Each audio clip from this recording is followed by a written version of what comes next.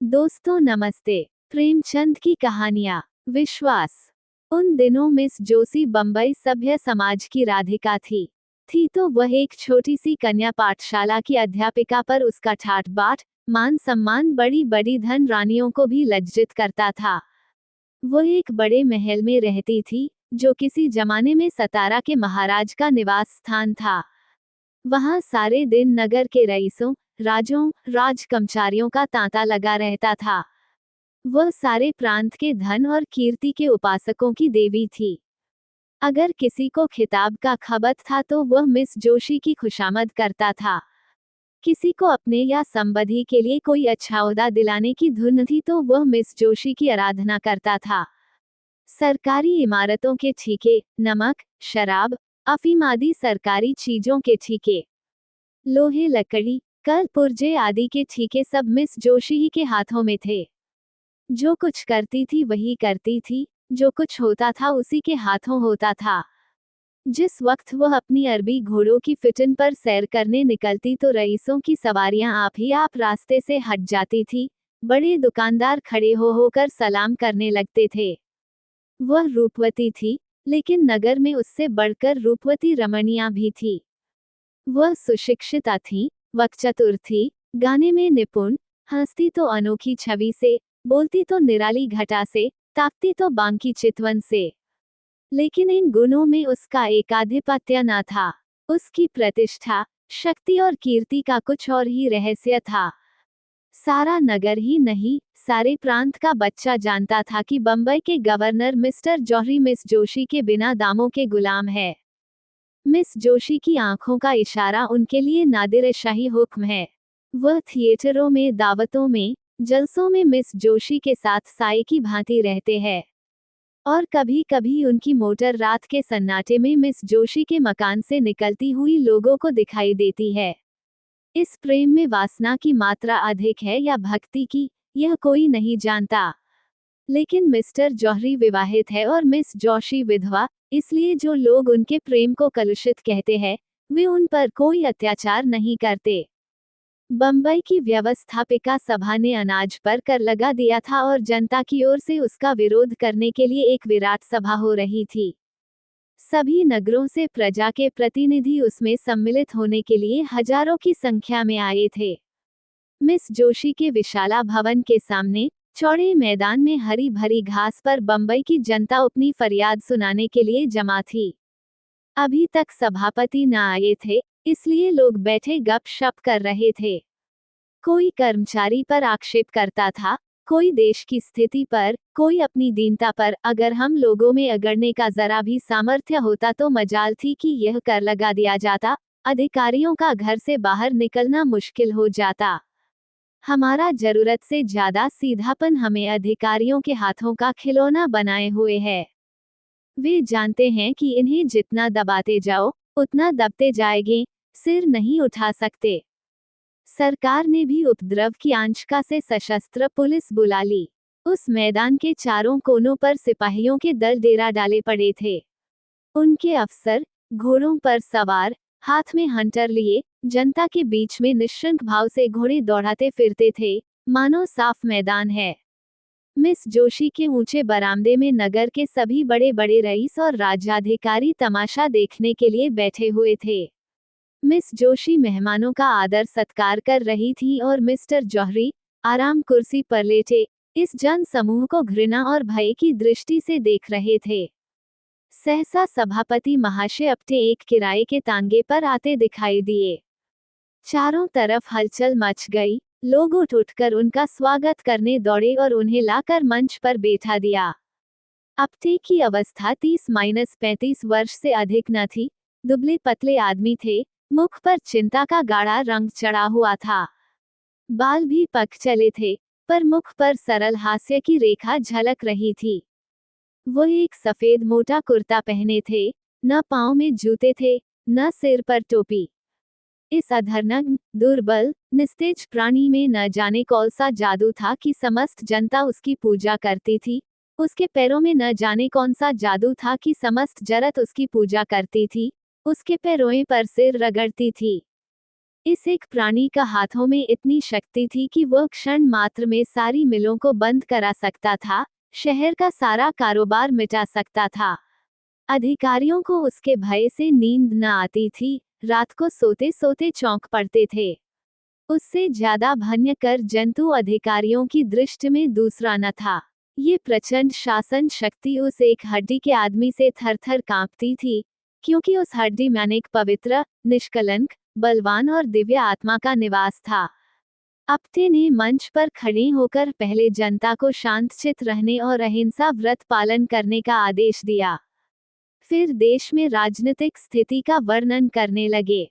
सहसा उनकी दृष्टि सामने मिस जोशी के बरामदे की ओर गई तो उनका प्रजा दुख पीड़ित हृदय तिलमिला उठा। यहाँ अगणित प्राणी अपनी विपत्ति की फरियाद सुनने के लिए जमा थे और वहाँ मेजों पर चाय और बिस्कुट, मेवे और फल, बर्फ और शराब की रेल-पेल थी। वे लोग इन अभागों को देख देख हंसते और तालियां बजाते थे। जीवन में पहली बार अप्टे की जबान काबू से बाहर हो गई। मेघ की भांति गरज कर बोले, इधर तो हमारे भाई दाने दाने को मुहताज हो रहे हैं, उधर अनाज पर कर लगाया जा रहा है, केवल इसलिए कि राजकर्मचारियों के हलवे पूरी में कमी न हो। हम जो देश के राजा हैं, जो छाती फाड़कर धरती से धन निकालते हैं, भूखों मरते हैं। और वे लोग, जिन्हें हमने अपने सुख और शांति की व्यवस्था करने के लिए रखा है, हमारे स्वामी बने हुए शराबों की बोतलें उड़ाते हैं। कितनी अनोखी बात है कि स्वामी भूखों मरें और सेवक शराबें उड़ाएं, मेवे खाएं और इटली और स्पेन की मिठाइयां चलें। ये किसका अपराध है? क्या सेवकों का? नहीं, कदापि नहीं। हमारा ही अपराध है कि हमने अपने सेवकों को इतना अधिकार दे रखा है। आज हम उच्च स्वर से कह देना चाहते हैं कि हम ये क्रूर और कुटिल व्यवहार नहीं सह सकते। ये हमारे लिए असह्य है कि हम और हमारे बाल बच्चे दानों को तरसें और कर्मचारी लोग, विलास में डूबे हुए हमारे करुण क्रंदन की जरा भी परवाह न करत हुए विहार करें।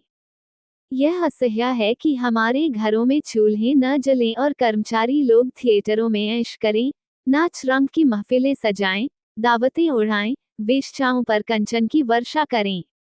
संसार में और ऐसा देश होगा, जहां प्रजा तो भूखी मरती हो और प्रधान कर्मचारी अपनी प्रेम क्रीड़ा में मग्न हो, जहां स्त्रियां गलियों में ठोकरें खाती फिरती हों और अध्यापिकाओं का वेश धारण करने वाली वेश्याएं आमोद प्रमोद के नशे में चूर हों।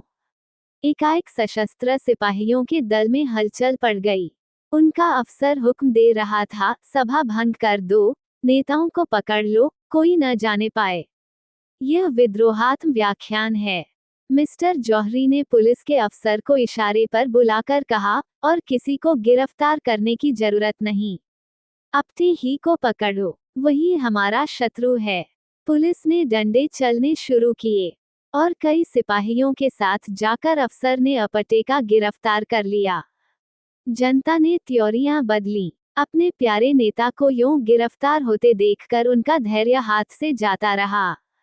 लेकिन उसी वक्त अपटे की ललकार सुनाई दी, तुमने अहिंसा व्रत लिया है और अगर किसी ने उस व्रत को तोड़ा तो उसका दोष मेरे सिर होगा।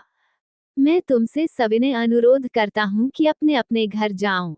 अधिकारियों ने वही किया जो हम समझते थे। इस सभा से हमारा जो उद्देश्य था वह पूरा हो गया। हम यहाँ बलवा करने नहीं, केवल संसार की नैतिक सहानुभूति प्राप्त करने के लिए जमा हुए थे, और हमारा उद्देश्य पूरा हो गया। एक क्षण में सभा भंग हो गई और अपटे पुलिस की हवालात में भेज दिए गए। मिस्टर जौहरी ने कहा, बच्चा बहुत दिनों के बाद पंजे में आए हैं, राजद्रोह का मुकदमा चलाकर कम से कम 10 साल के लिए अंडमान भेजूंगा। मिस जोशी, इससे क्या फायदा? क्यों? उसको अपने किए की सजा मिल जाएगी। लेकिन सोचिए, हमें उसका कितना मूल्य देना पड़ेगा। अभी जिस बात को गिने गिनाए लोग जानते हैं, वह सारे संसार में फैलेगी और हम कहीं मुंह दिखाने लायक नहीं रहेंगे। आप अखबारों में संवाददाताओं की जबान तो नहीं बंद कर सकते। कुछ भी हो, मैं इसे जेल में सड़ाना चाहता हूँ। कुछ दिनों के लिए तो चैन की नींद नसीब होगी। बदनामी से डरना ही व्यर्थ है। हम प्रांत के सारे समाचार पत्रों को अपने सदाचार का राग अलापने के लिए मोल ले सकते हैं। हम प्रत्येक लांछन को झूठ साबित कर सकते हैं, अपने पर मिथ्या दोषारोपण का अपराध लगा सकते हैं। मैं इससे सहज उपाय बतला सकती हूँ। आप अपटे को मेरे हाथ में छोड़ दीजिए। मैं उससे मिलूंगी और उन यंत्रों से, जिनका प्रयोग करने में हमारी जाति सिद्धहस्त है, उसके आंतरिक भावों और विचारों की थाह लेकर आपके सामने रख दूंगी।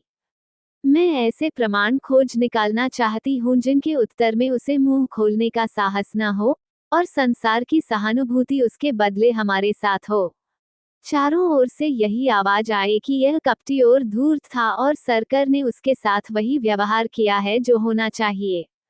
मुझे विश्वास है कि वह षड्यंत्रकारियों को मुखिया है और मैं इसे सिद्ध कर देना चाहती हूँ। मैं उसे जनता की दृष्टि में देवता नहीं बनाना चाहती हूँ, उसको राक्षस के रूप में दिखाना चाहती हूँ। ऐसा कोई पुरुष नहीं है जिस पर युवती अपनी मोहिनी न डाल सके।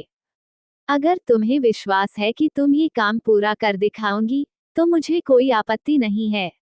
मैं तो केवल उसे दंड देना चाहता हूँ। तो हुक्म दे दीजिए कि वह इसी वक्त छोड़ दिया जाए। जनता कहीं ये तो न समझेगी कि सरकार डर गई। नहीं, मेरे ख्याल में तो जनता पर इस व्यवहार का बहुत अच्छा असर पड़ेगा। लोग समझेंगे कि सरकार ने जनमत का सम्मान किया है। लेकिन तुम्हें उसे एक घर जाते लोग देखेंगे तो मन में क्या कहेंगे? नकाब डालकर जाऊंगी, किसी को कानों कान खबर न होगी। मुझे तो अब भी भय है कि वह तुम्हें संदेह की दृष्टि से देखेगा और तुम्हारे पंजे में न आएगा, लेकिन तुम्हारी इच्छा है तो आजमा देखो। ये कहकर मिस्टर जौहरी ने मिस जोशी को प्रेम में नेत्रों से देखा, हाथ मिलाया और चले गए। आकाश पर तारे निकले हुए थे, चैत की शीतल, सुखद वायु चल रही थी, सामने के चौड़े मैदान में सन्नाटा छाया हुआ था, लेकिन मिस जोशी को ऐसा मालूम हुआ मानो अपने मंच पर खड़ा बोल रहा है।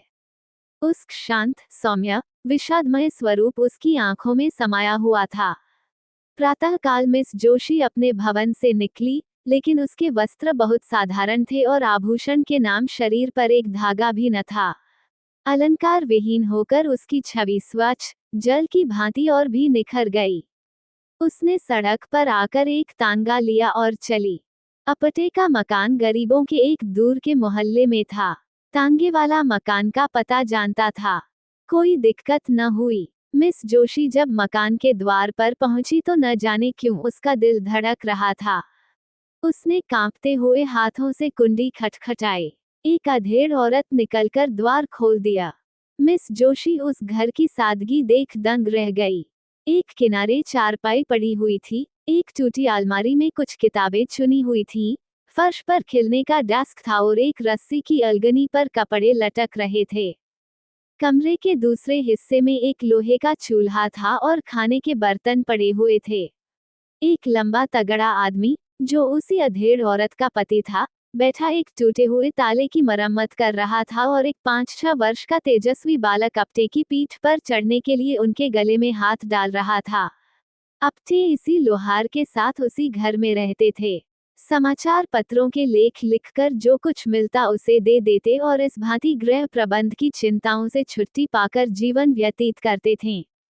मिस जोशी को देखकर अपटे जरा चौंके, फिर खड़े होकर उनका स्वागत किया और सोचने लगे कि कहाँ बैठा हूँ। अपनी दरिद्रता पर आज उन्हें जितनी लाज आई उतनी और कभी न आई थी।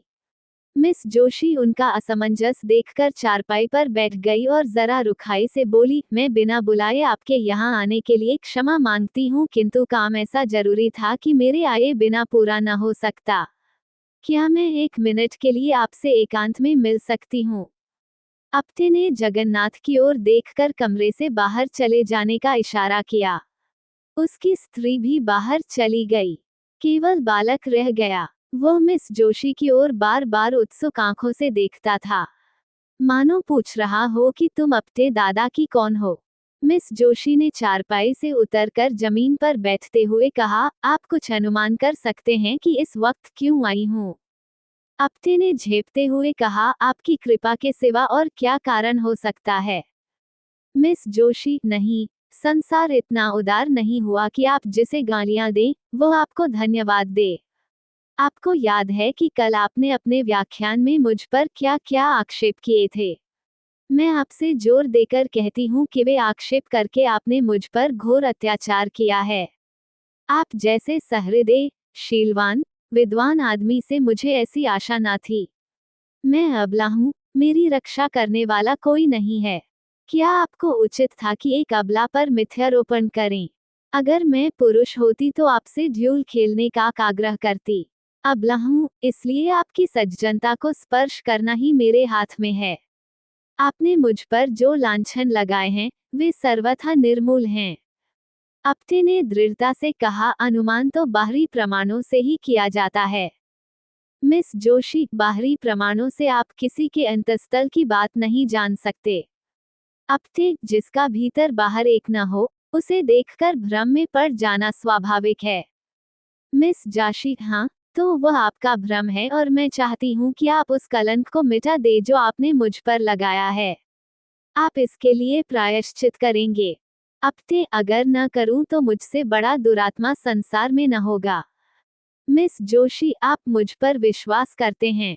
अप्टे, मैंने आज तक किसी रमणी पर विश्वास नहीं किया। मिस जोशी, क्या आपको ये संदेह हो रहा है कि मैं आपके साथ कौशल कर रही हूँ? अप्टे ने मिस जोशी की ओर अपने सदैव सजल सरल नेत्रों से देखकर कहा, बाई जी, मैं गंवार और अशिष्ट प्राणी हूँ, लेकिन नारी जाति के लिए मेरे हृदय में जो आदर है, वह श्रद्धा से कम नहीं है, जो मुझे देवताओं पर है। मैंने अपनी माता का मुख नहीं देखा, ये भी नहीं जानता कि मेरा पिता कौन था, किंतु जिस देवी के दया वृक्ष की छाया में मेरा पालन पोषण हुआ, उनकी प्रेम मूर्ति आज तक मेरी आंखों के सामने है और नारी के प्रति मेरी भक्ति को सजीव रखे हुए है। मैं उन शब्दों को मुंह से निकालने के लिए अत्यंत दुखी और लज्जित हूँ जो आवेश में निकल गए, और मैं आज ही समाचार पत्रों में खेद प्रकट करके आपसे क्षमा की प्रार्थना करूंगा। मिस जोशी का अब तक अधिकांश स्वार्थी आदमियों ही से साबिका पड़ा था, जिनके चिकने चुपड़े शब्दों में मतलब छुपा हुआ था। अप्टे के सरल विश्वास पर उसका चितानंद से गदगद हो गया। शायद वह गंगा में खड़ी होकर अपने अन्य मित्रों से यह कहती तो उसके फैशनेबल मिलने वालों में से किसी को उस पर विश्वास न आता। सब मुंह के सामने तो हाँ हाँ करते, पर बाहर निकलते ही उसका मजाक उड़ाना शुरू करते। उन कपटी मित्रों के सम्मुख यह आदमी था जिसके एक एक शब्द में सच्चाई झलक रही थी, जिसके शब्द अंतस्तल से निकलते हुए मालूम होते थे। अप्टे उसे चुप देखकर किसी और ही चिंता में पड़े हुए थे। उन्हें भय हो रहा था, अब मैं चाहे कितना क्षमा मांगू, मिस जोशी के सामने कितनी सफाइयां पेश करूं, मेरे आक्षेपों का असर कभी न मिटेगा। इस भाव ने अज्ञात रूप से उन्हें अपने विषय की गुप्त बातें कहने की प्रेरणा की, जो उन्हें उसकी दृष्टि में लघु बना दे, जिससे वह भी उन्हें नीच समझने लगे, उसको संतोष हो जाए कि यह भी कलुषित आत्मा है। बोले, मैं जन्म से अभागा हूँ। माता पिता का तो मुंह ही देखना नसीब न हुआ। जिस दयाशील महिला ने मुझे आश्रय दिया था, वह भी मुझे 13 वर्ष की अवस्था में अनाथ छोड़कर परलोक सिधार गई। उस समय मेरे सिर पर जो कुछ बीती उसे याद करके इतनी लज्जा आती है कि किसी को मुंह न दिखाऊं। मैंने धोबी का काम किया, मोची का काम किया, घोड़े की साइसी की, एक होटल में बर्तन मांजता रहा, यहाँ तक कि कितनी ही बार क्षुधा से व्याकुल होकर भीख मांगी। मजदूरी करने को बुरा नहीं समझता, आज भी मजदूरी ही करता हूँ। भीख मांगनी भी किसी किसी दशा में क्षम्य है, लेकिन मैंने उस अवस्था में ऐसे ऐसे कर्म किए, जिन्हें कहते लज्जा आती है। चोरी की, विश्वासघात किया, यहाँ तक कि चोरी के अपराध में कैद की सजा भी पाई। मिस जोशी ने सजल नयन होकर कहा, आज ये सब बातें मुझसे क्यों कर रहे हैं? मैं इनका उल्लेख करके आपको कितना बदनाम कर सकती हूँ, इसका आपको भय नहीं है? अप्टे ने हंसकर कहा, नहीं, आपसे मुझे भय नहीं है। मिस जोशी, अगर मैं आपसे बदला लेना चाहूँ, तो? अप्टे, जब मैं अपने अपराध पर लज्जित होकर आपसे क्षमा मांग रहा हूँ, तो मेरा अपराध रहा ही कहाँ, जिसका आप मुझसे बदला लेंगी? इससे तो मुझे भय होता है कि आपने मुझे क्षमा नहीं किया।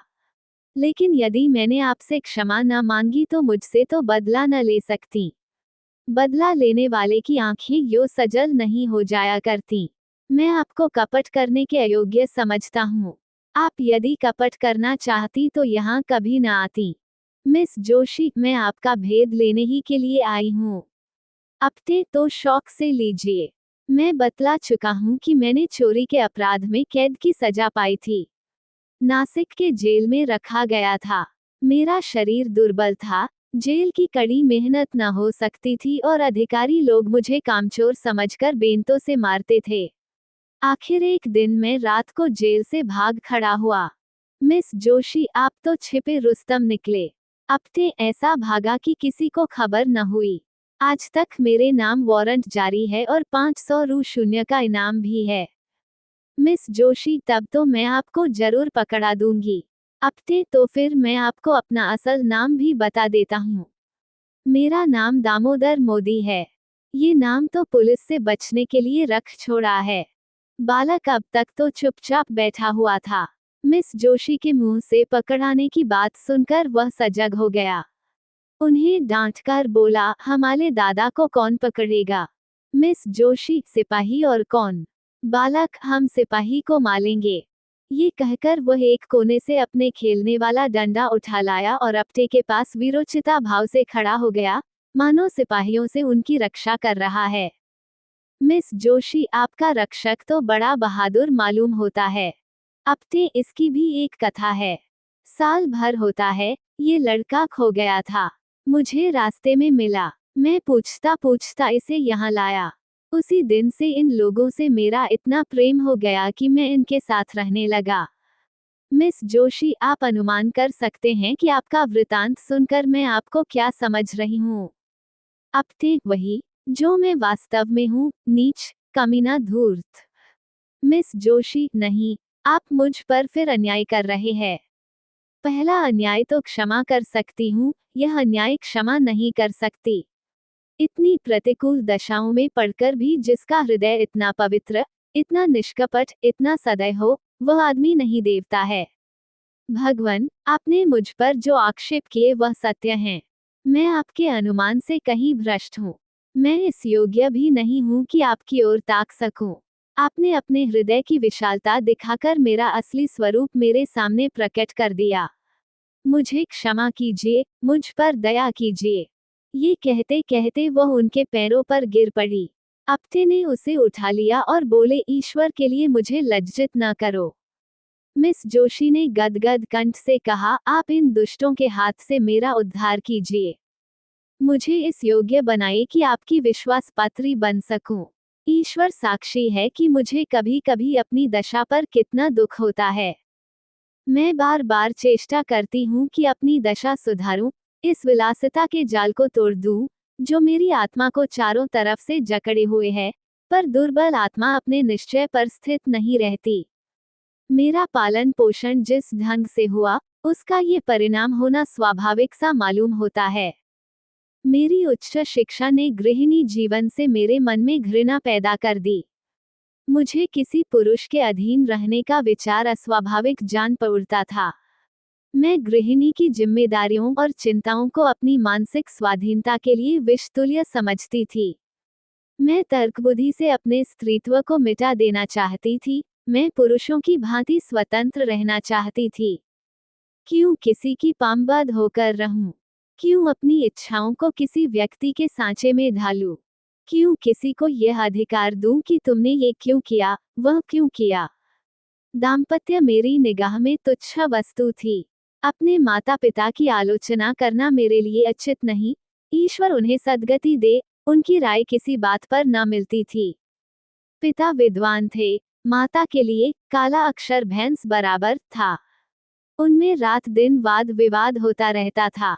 पिताजी ऐसी स्त्री से विवाह हो जाना अपने जीवन का सबसे बड़ा दुर्भाग्य समझते थे।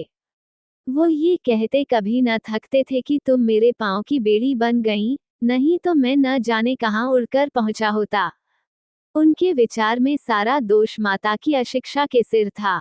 वो अपनी एकमात्र पुत्री को मूर्खा माता से संसर्ग से दूर रखना चाहते थे। माता कभी मुझसे कुछ कहती तो पिताजी उन पर टूट पड़ते। तुमसे कितनी बार कह चुका कि लड़की को डांटो मत, वो स्वयं अपना भला बुरा सोच सकती है। तुम्हारे डांटने से उसके आत्मसम्मान का कितना धक्का लगेगा, ये तुम नहीं जान सकती। आखिर माताजी ने निराश होकर मुझे मेरे हाल पर छोड़ दिया और कदाचित इसी शोक में चल बसी। अपने घर की अशांति देखकर मुझे विवाह से और भी घृणा हो गई। सबसे बड़ा असर मुझ पर मेरे कॉलेज की लेडी प्रिंसिपल का हुआ, जो स्वयं अविवाहित थीं। मेरा तो अब यह विचार है कि युवकों की शिक्षा का भार केवल आदर्श चरित्रों पर रखना चाहिए। विलास में रत कॉलेजों के शौकीन प्रोफेसर विद्यार्थियों पर कोई अच्छा असर नहीं डाल सकते। मैं इस वक्त ऐसी बात आपसे कह रही हूँ, पर अभी घर जाकर यह सब भूल जाऊंगी। मैं जिस संसार में हूँ, उसकी जलवायु ही दूषित है। वहाँ सभी मुझे कीचड़ में लथपथ देखना चाहते हैं। मेरे विलासासक्त रहने में ही उनका स्वार्थ है। आप वो पहले आदमी हैं जिसने मुझ पर विश्वास किया है, जिसने मुझसे निष्कपट व्यवहार किया है। ईश्वर के लिए अब मुझे भूल न जाइएगा। अप्टे ने मिस जोशी की ओर वेदनापूर्ण दृष्टि से देखकर कहा, अगर मैं आपकी कुछ सेवा कर सकूं तो यह मेरे लिए सौभाग्य की बात होगी। मिस जोशी, हम सब मिट्टी के पुतले हैं, कोई निर्दोष नहीं।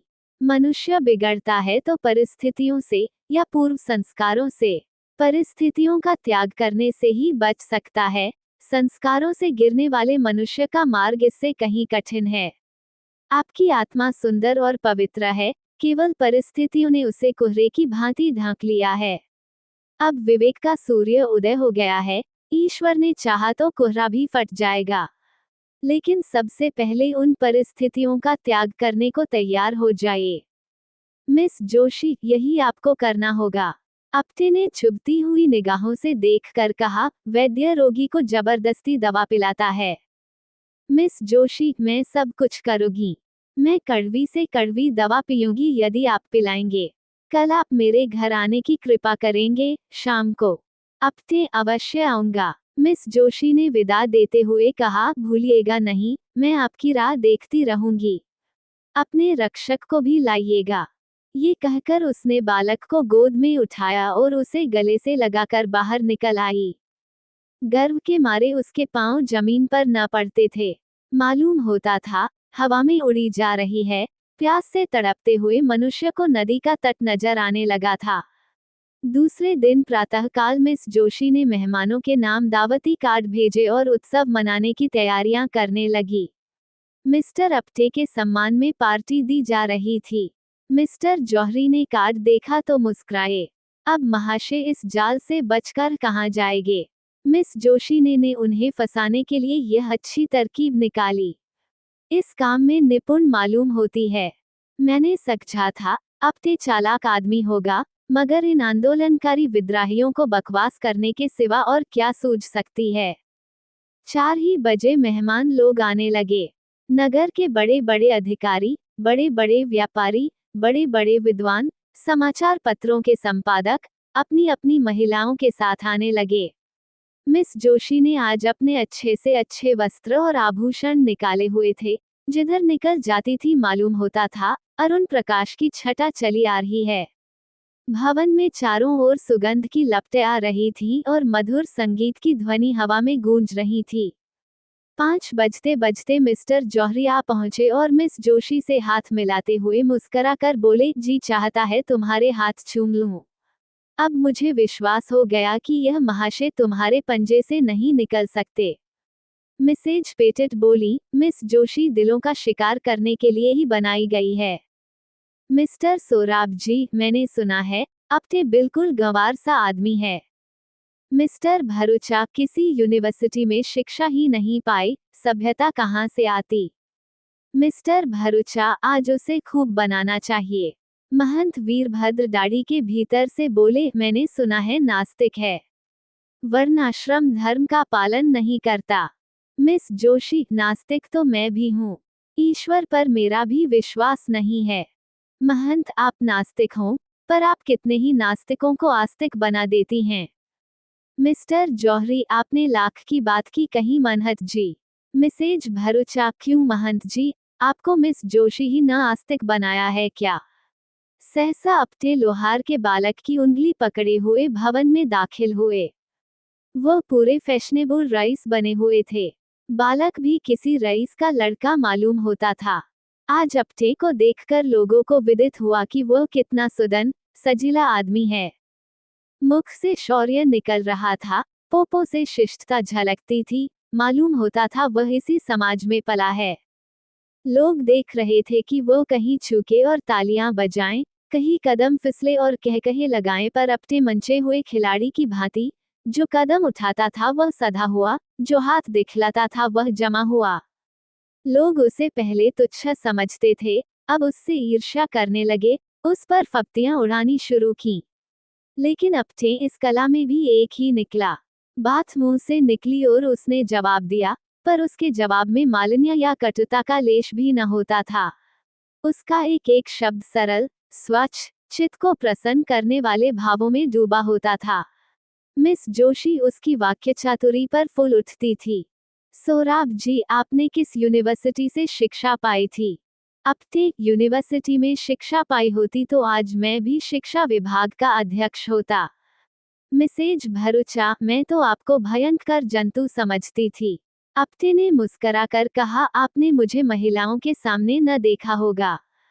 सहसा मिस जोशी अपने सोने के कमरे में गई और अपने सारे वस्त्राभूषण उतार फेंके।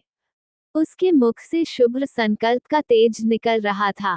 नेत्रों से दबी ज्योति प्रस्फुटित हो रही थी, मानो किसी देवता ने उसे वरदान दिया हो। उसने सजे हुए कमरे को घृणा से देखा, अपने आभूषणों को पैरों से ठुकरा दिया और एक मोटी साफ साड़ी पहनकर बाहर निकली। आज प्रातःकाल ही उसने ये साड़ी मंगा ली थी। उसे इस नए वेश में देखकर सब लोग चकित हो गए। कायापलट कैसी! सहसा किसी की आंखों को विश्वास न आया, किंतु मिस्टर जौहरी बगले बजाने लगे। मिस जोशी ने इसे फंसाने के लिए यह कोई नया स्वांग रचा है। मित्रों, आपको याद है, परसों महाशय अपटे ने मुझे कितनी गालियां दी थी। यह महाशय खड़े हैं। आज मैं इन्हें उस दुर्व्यवहार का दंड देना चाहती हूँ। मैं कल इनके मकान पर जाकर इनके जीवन के सारे गुप्त रहस्यों को जान आई। ये जो जनता की भीड़ गरजते फिरते हैं, मेरे एक ही निशाने पर गिर पड़े। मैं उन रहस्यों के खोलने में अब विलंब न करूंगी, आप लोग अधीर हो रहे होंगे। मैंने जो कुछ देखा, वह इतना भयंकर है कि उसका वृतांत सुनकर शायद आप लोगों को मूर्छा आ जाएगी। अब मुझे लेशमात्र भी संदेह नहीं है कि यह महाशय पक्के देशद्रोही है। मिस्टर जौहरी ने ताली बजाई और तालियों के हौल गूंज उठा। मिस जोशी, लेकिन राज के द्रोही नहीं, अन्याय के द्रोही, दमन के द्रोही, अभिमान के द्रोही। चारों ओर सन्नाटा छा गया। लोग विस्मित होकर एक दूसरे की ओर ताकने लगे। मिस जोशी गुप्त रूप से शस्त्र जमा किए हैं और गुप्त रूप से हत्याएं की हैं। मिस्टर जौहरी ने तालियां बजाई और तालियां का दौगड़ा फिर बरस गया। मिस जोशी, लेकिन किसकी हत्या? दुख की, दरिद्रता की, प्रजा के कष्टों की, हठधर्मी की और अपने स्वार्थ की। चारों ओर फिर सन्नाटा छा गया और लोग चकित होकर एक दूसरे की ओर ताकने लगे, मानो उन्हें अपने कानों पर विश्वास नहीं है। मिस जोशी, महाराज अपटे ने डकैतियां की और कर रहे हैं। अब की किसी ने ताली न बजाई, लोग सुनना चाहते थे कि देखे आगे क्या कहती है। उन्होंने मुझ पर भी हाथ साफ किया है, मेरा सब कुछ अपहरण कर लिया है, यहाँ तक कि अब मैं निराधार हूँ और उनके चरणों के सिवा मेरे लिए कोई आश्रय नहीं है। प्राणधार, इस अबला को अपने चरणों में स्थान दो, उसे डूबने से बचाओ। मैं जानती हूँ तुम मुझे निराश न करोगे। ये कहते कहते वह जाकर अपटे के चरणों में गिर पड़ी। सारी मंडली स्तंभित रह गई। एक सप्ताह गुजर चुका था। अपटे पुलिस की हिरासत में थे। उन पर 4 अभियोग चलाने की तैयारियां चल रही थी। सारे प्रांत में हलचल मची हुई थी। नगर में रोज सभाएं होती थीं, पुलिस रोज 10-5 आदमियों को पकड़ती थी। समाचार पत्रों में जोरों के साथ वाद विवाद हो रहा था। रात के 9 बज गए थे। मिस्टर जौहरी राजभवन में मेज पर बैठे हुए सोच रहे थे कि मिस जोशी को क्यों कर वापस लाएं। उसी दिन से उनकी छाती पर सांप लौट रहा था। उसकी सूरत एक क्षण के लिए आंखों से न उतरती थी। वह सोच रहे थे, इसने मेरे साथ ऐसी दगा की, मैंने इसके लिए क्या कुछ नहीं किया। इसकी कौन सी इच्छा थी, जो मैंने पूरी नहीं की इसी ने मुझसे बेवफाई की। नहीं, कभी नहीं, मैं इसके बगैर जिंदा नहीं रह सकता। दुनिया चाहे मुझे बदनाम करे, हत्यारा कहे, चाहे मुझे पद से हाथ धोना पड़े, लेकिन अपने को नहीं छोड़ूंगा।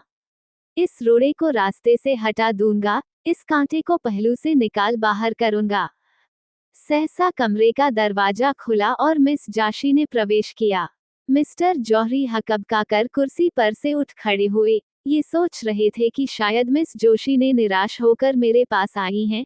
कुछ रूखे लेकिन नम्र भाव से बोले, आओ बाला, तुम्हारी याद में बैठा था। तुम कितनी ही बेवफाई करो, पर तुम्हारी याद मेरे दिल से नहीं निकल सकती। मिस जोशी, आप केवल जबान से कहते हैं।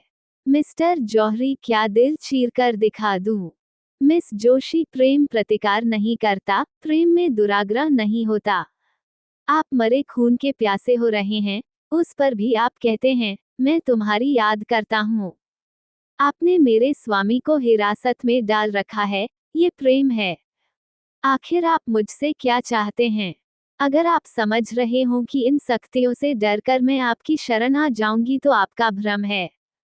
आपको अख्तियार है कि अपने को काले पानी भेज दें, फांसी चढ़ा दें, लेकिन इसका मुझ पर कोई असर न होगा।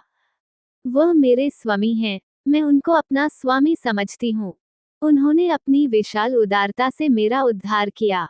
आप मुझे विषय के फंदों में फंसाते थे, मेरी आत्मा को कलुषित करते थे। कभी आपको ये ख्याल आया कि इसकी आत्मा पर क्या बीत रही होगी? आप मुझे आत्मशून्य समझते थे। इस देवपुरुष ने अपनी निर्मल स्वच्छ आत्मा के आकर्षण से मुझे पहली ही मुलाकात में खींच लिया। मैं उसकी हो गई और मरते दम तक उसी की रहूंगी। उस मार्ग से अब आप हटा नहीं सकते। मुझे एक सच्ची आत्मा की जरूरत थी, वह मुझे मिल गई। उसे पाकर अब तीनों लोक की संपदा मेरी आंखों में तुच्छ है। मैं उनके वियोग में चाहे प्राण दे दूं, पर आपके काम नहीं आ सकती। मिस्टर जौहरी, मिस जोशी, प्रेम उदार नहीं होता, क्षमाशील नहीं होता। मेरे लिए तुम सर्वस्व हो, जब तक मैं समझता हूँ कि तुम मेरी हो। अगर तुम मेरी नहीं हो सकती तो मुझे इसकी क्या चिंता हो सकती है कि तुम किस दिशा में हो?